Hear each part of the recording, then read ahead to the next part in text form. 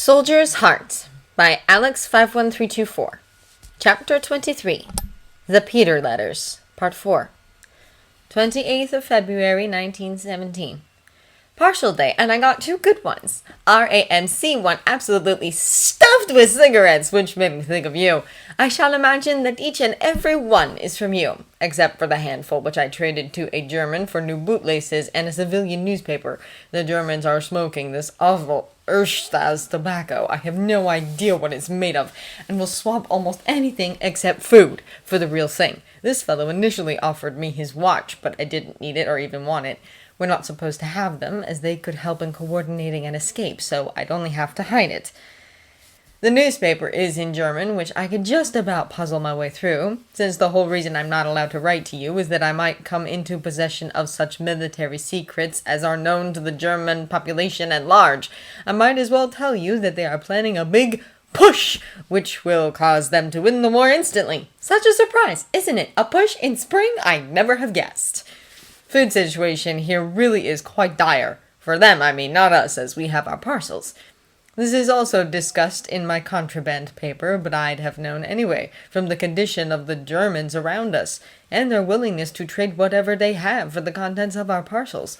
Last parcel day, one of the nurses, a thoroughly respectable girl, actually offered to perform an indecent act if I'd give her half my bread.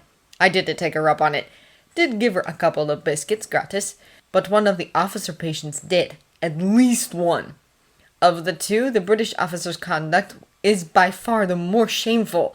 I gather the nurse has younger brothers and sisters going hungry. The propaganda papers say that things are even worse in England and France in terms of food, and that they pray we give up soon to relieve the suffering of the civilian population. If that were true, though, you'd think we'd see a sign of it in our parcels. We pump newly arrived patients for information as soon as they are well enough to speak, and they deny it. French civilians are tightening their belts, they say, and England is dealing with shortages of various things due to interrupted shipping, but no one is actually starving.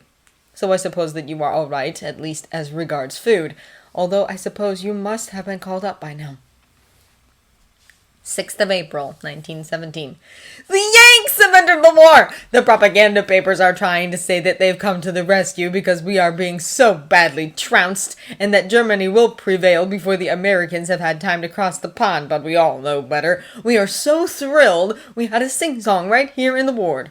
God Save the Queen, and the Marseillaise, and Yankee Doodle Dandy. None of us know the American anthem, so we did our best. We are all trying not to get too far ahead of ourselves. It will take some time to end the war, and some time after that for everything to be organized. But we all feel that home is just over the horizon.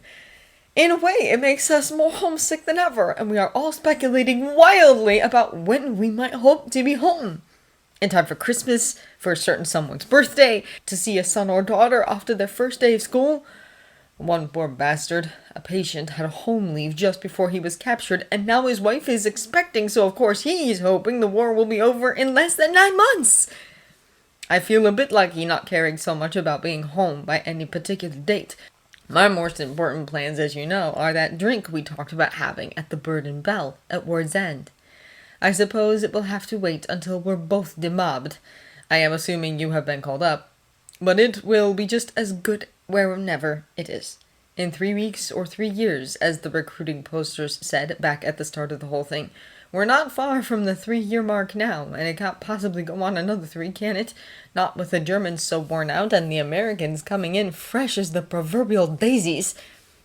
I was in a German enlisted men's ward the other day, trying to scrounge some decent bandages, and you wouldn't believe how many kids and old men were in there.